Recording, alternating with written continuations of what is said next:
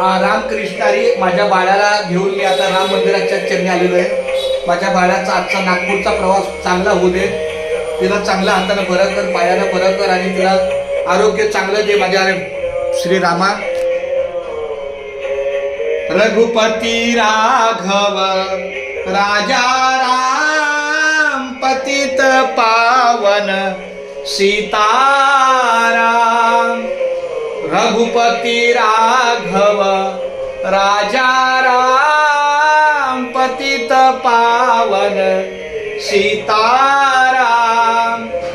ईश्वर अल्लाह तेरे नाम, सबको सन्मति दे भगवान। रघुपति राघव राजा राम पतित पावन सीताराम।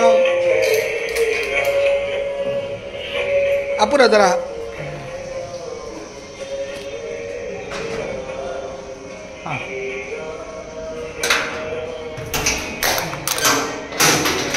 तू व्हिडिओ करते नाही, पॉज करायचा ना आता एक